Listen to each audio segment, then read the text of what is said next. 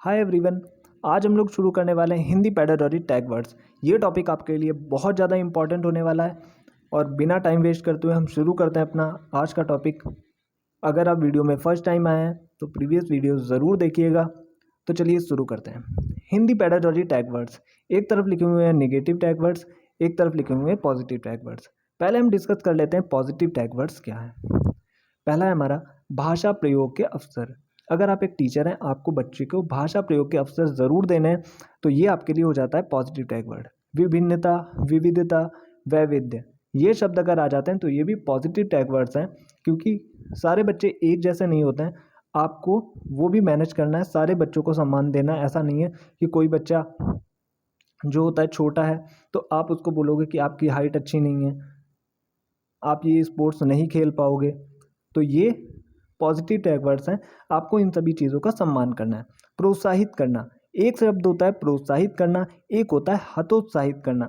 तो आपको बच्चे को हमेशा प्रोत्साहित करना है, ना कि आपको हतोत्साहित करना है। तो ये भी आपका हो गया पॉजिटिव टैग वर्ड।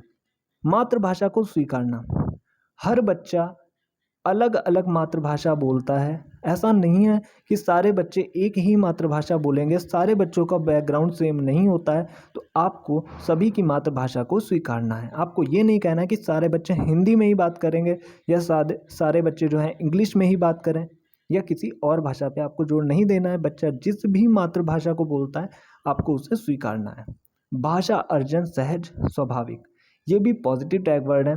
भाषा सीखने की जन्मजात क्षमता, ये भी पॉजिटिव टैग वर्ड है।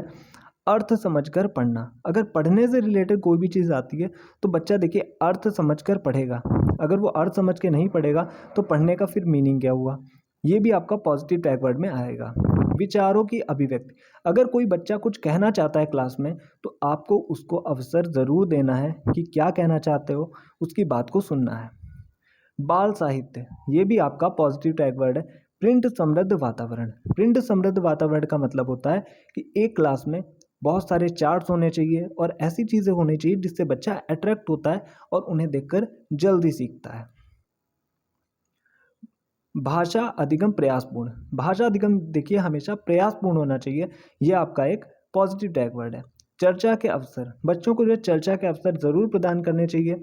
दृश्य श्रव्य सामग्री का प्रयोग करना चाहिए। ये आपके सारे हो गए पॉजिटिव टैग वर्ड्स। अगर आप नोट्स बना रहे हैं तो स्क्रीनशॉट लेके आप अपना टाइम और ज़्यादा सेव कर सकते हैं और जल्दी से आप अपने टॉपिक को कवर कर सकते हैं। अब हम बात करते हैं निगेटिव टैग वर्ड्स क्या हैं। पहला है पुस्तकीय ज्ञान पर बल देना। देखिए अगर आप बच्चे के स्वाभाविक ज्ञान पर बल ना देकर उसको पुस्तकीय ज्ञान देंगे तो बच्चा सीख नहीं पाएगा। ये हो जाएगा आपका निगेटिव टैग वर्ड। मानक भाषा का प्रयोग करना, अगर आप उसको स्टैंडर्ड लैंग्वेज सिखाओगे तो वहाँ पे भी बच्चा नहीं सीख पाएगा। तो ये भी आपका हो गया निगेटिव टैग वर्ड। तीसरा है स्मरण कराना, याद कराना और कंठस्थ कराना। तो ये भी हो गया आपका निगेटिव टैग वर्ड। इसके बाद आ जाता है मातृभाषा को अनदेखा करना। अगर आप बच्चे की मातृभाषा को स्वीकारते नहीं हैं, उसको अनदेखा कर देते हैं, तो वो भी आपका निगेटिव टैग वर्ड में गिना जाएगा। सुंदर लेखन, ये बहुत सारे लोग इसमें कंफ्यूज हो जाते हैं, इसको समझते हैं वो पॉजिटिव टैग वर्ड है, लेकिन ये आपका निगेटिव टैग वर्ड है। आपको ये नहीं देखना है कि बच्चे कितना सुंदर लिख रहे हैं, आपको ये देखना है कि आपका पढ़ाया हुआ बच्चा कितना सीख रहा है। वैज्ञानिक शब्दावली, आपको वैज्ञानिक शब्दावली का प्रयोग जो है बिल्कुल नहीं करना है। तो ये भी हो गया हमारा निगेटिव टैग वर्ड। अगर आपको कहीं भी केवल ही, मात्र ही, सिर्फ ऐसे शब्द देखने को मिलते हैं तो आपको उन्हें छोड़ देना है। ये भी आपके हो गए निगेटिव टैग वर्ड। व्याकरण, भाषा नियम, आपको बच्चे को व्याकरण नहीं सिखानी है, भाषा नियम नहीं सिखाने हैं। ये भी आपके निगेटिव टैग वर्ड है। लैंगिक असमानता, आपको लड़के लड़की में भेद नहीं करना है कि लड़कियां केवल सिंगिंग सीख सकती हैं या लड़कियां केवल कुकिंग सीख सकती हैं, लड़कियां क्रिकेट नहीं सीख सकती हैं और लड़के केवल क्रिकेट सीख सकते हैं और लड़के सिंगिंग नहीं सीख सकते हैं, क्योंकि ये लड़कियों के काम है। बहुत सारे लोग ऐसा करते हैं हमारे देश में अभी भी, लेकिन कहते हैं ना कि टाइम अब चेंज हो चुका है, सारी चीज़ें बदल चुकी हैं। तो एक टीचर होने के नाते आपको कभी भी लैंगिक असमानता पे बल नहीं देना है, सभी बच्चों को बराबर नज़रों से देखना है। उच्च शिक्षा, बच्चा फर्स्ट क्लास में पढ़ रहा है और आप उसको थर्ड क्लास का सिखाना चाहते हो तो वो बिल्कुल नहीं सीख पाएगा। जिस क्लास में है, जिस स्तर पे है, आप उसको उसी स्तर का नॉलेज दोगे तभी बच्चा सीख पाएगा। तो ये भी निगेटिव टैग वर्ड हो गया। ग्रेडिंग अंक, आपको कभी फर्स्ट नहीं बोलना है कि आप फर्स्ट हो क्लास में, आप बहुत अच्छा बेटर कर रहे हो, बाकी सब बच्चे बेकार हैं, तो ग्रेडिंग अंक आपको नहीं देना है। दंडित करना, बच्चे को तो आपको बिल्कुल दंडित नहीं करना है, ये आपका निगेटिव टैग वर्ड है। अब बात कर लेते हैं क्वेश्चंस पे। क्वेश्चन आता कैसे है, देखिए पहला क्वेश्चन है, एक बच्चा क्लास में शोर मचा रहा है, शिक्षक के नाते आप क्या करेंगे? आप उसे दंडित करेंगे, उसे कक्षा से बाहर कर देंगे, शोर मचाने का कारण जानेंगे, उसके माता पिता को विद्यालय बुलाएंगे। दंडित तो बिल्कुल नहीं करेंगे, क्लास से बाहर भी नहीं करेंगे, शोर मचाने का कारण जानेंगे, उसके माता पिता को बाहर विद्यालय बुलाएंगे। तो सी वाला जो ऑप्शन है वो सही हो जाएगा, शोर मचाने का कारण जानेंगे। आपको डी में कन्फ्यूजन हो रहा होगा कि उसके माता पिता को विद्यालय बुलाएंगे, देखिए ये बिल्कुल गलत है, क्योंकि अगर माता पिता को विद्यालय बुलाएगा तो फिर टीचर का काम क्या रहेगा?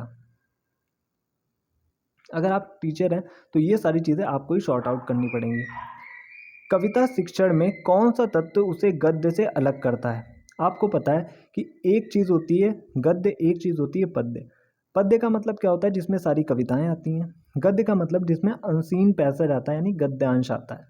तो दोनों चीज़ों को एक ही चीज़ अलग करती है, गेयता। मतलब कविता को जो है हम गा के पढ़ते हैं और उसे बिना गाए हुए ऐसे ही पढ़ते हैं। शब्द भंडार में वृद्धि, भाषा प्रयोग की छटाएं, गेयता। तो अलग जो करता है वो होती है गेयता। अब हम चलते हैं अपने नेक्स्ट पेज की तरफ। नेक्स्ट है हमारा क्वेश्चन, अर्थ की गहनता को समझने में कौन सी पद्धति सर्वाधिक सहायक है? द्रुत पठन, सस्वर पठन, धीमा पठन, मौन पठन। देखिए गहनता आ गया ना, गहनता से पढ़ना, तो वहाँ पे आपका मौन पठन सही हो जाएगा। अब हम बात कर लेते हैं पठन कौशलों की। आपको सब कुछ समझ में आएगा, बस आप लास्ट तक बने रहिएगा। बहुत ही कम टाइम में आपकी बहुत सारी चीज़ें मैं कवर करवा दूंगा। पठन कौशल देखिए क्या होता है, पढ़कर अर्थ ग्रहण करने का कौशल जो होता है पठन कौशल कहलाता है। इसे वाचन कौशल भी कहते हैं। पठन कौशल स्वयं में अर्थ ग्रहण का कौशल भी कहा जाता है। ऐसा ज़रूरी नहीं कि हम पढ़ते हैं तो हमें याद नहीं होता है, तो हम वहाँ पे अर्थ को भी ग्रहण करते हुए चलते हैं। इसीलिए पठन कौशल स्वयं में अर्थ ग्रहण का भी कौशल कहा जाता है। पठन कौशल के प्रकार ये दो प्रकार का होता है, सस्वर पठन, मौन पठन, loud reading and silent reading. Loud reading क्या होती है? किसी भी लिखे हुए पार्ट को जब हम तेज से उच्चारण करके पढ़ते हैं वहाँ पे लाउड रीडिंग होती है। मौन पठन का मतलब होता है कम आवाज़ में पढ़ना। इन दोनों के अपने अलग अलग एडवांटेज हैं। सस्वर पठन से क्या होता है, जब बच्चा तेज से बोलता है तो उसके बोलने का कौशल जो होता है वो ज़्यादा डेवलप हो जाता है और उसमें जितना हेजिटेशन होता है वो भी निकल जाता है। अब बात करते हैं सस्वर पठन के प्रकार। ये दो प्रकार का होता है, वैयक्तिक पठन, सामूहिक पठन, individual reading and group reading. वैयक्तिक पठन, एक छात्र द्वारा पठन, मतलब जब कोई एक छात्र को हम खड़ा करते हैं, आप एक टीचर हो, आपने एक छात्र को खड़ा कर दिया कि आप पढ़ोगे, आप जहाँ पे स्टॉप करोगे अगला बच्चा खड़ा होकर वहीं से पढ़ेगा, तो ये होता है वैयक्तिक पठन, यानी कि स्पेशल एक बच्चे से पढ़वाना। सामूहिक पठन का मतलब होता है, इसे इंग्लिश में कहते हैं ग्रुप रीडिंग, समूह में पठन कराना, मतलब सभी विद्यार्थी एक का अनुकरण करके बोलते हैं। जैसे आपने बोला एक बच्चे को खड़ा कर दिया आगे, आपने बोला जो बच्चा ये रिपीट करेगा सेंटेंस, जो ये बोलेगा आप उसी चीज़ को रिपीट करोगे। हम लोगों ने भी की है, जब हम लोग छोटे होते थे क्लास में तो पढ़ा करते थे, हमने एक सेंटेंस रीड किया, बाकी सारे बच्चे बैठ के उसी को बोलते थे। नेक्स्ट है मौन पठन। वह पठन जो व्यक्ति स्वयं हेतु करता है, इससे बच्चों की एकाग्रता का विकास होता है। मौन पठन का मतलब होता है साइलेंट रीडिंग। जब हम एक शांत वातावरण में साइलेंट रीडिंग करते हैं तो इससे क्या होता है, हमारी एकाग्रता बढ़ती है। हम चलते हैं नेक्स्ट पेज। अब हम बात करने वाले हैं मौन पठन के प्रकार, गंभीर पठन और द्रुत पठन।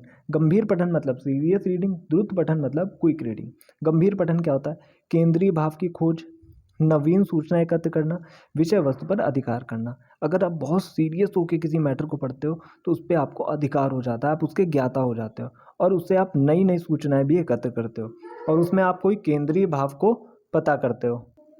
इसके बाद हम बात करने वाले हैं द्रुत पठन को। इसको हम सरसरी नज़र से पढ़ना, खाली समय का सदुपयोग होता है, आनंद प्राप्त हेतु पढ़ते हैं और अधिक गंभीरता से नहीं पढ़ते हैं इसको। द्रुत पठन जो होता है सरसरी नज़र से पढ़ा जाता है, मतलब तेज से पढ़ना, खाली समय का इससे सदुपयोग होता है और इससे हम आनंद की प्राप्ति करते हैं, यानी कि आनंद प्राप्ति के लिए पढ़ना। जैसे हम किसी मैटर को पढ़ते हैं जल्दी जल्दी तो बोलते हैं ना सरसरी नज़र से पढ़ना। आज का टॉपिक आपका यहीं पे ख़त्म होता है। आई होप आपको वीडियो अच्छा लगा होगा। अगर अच्छा लगा हो तो एक लाइक कर दीजिएगा और चैनल को सब्सक्राइब करके वीडियो को ज़्यादा से ज़्यादा शेयर करिएगा, क्योंकि यहीं पे आपको जो होता है ज़्यादा से ज़्यादा कंटेंट कम टाइम में मिलता है, जो कि सीटेट के लिए बहुत ज़्यादा इम्पोर्टेंट है। Thank you.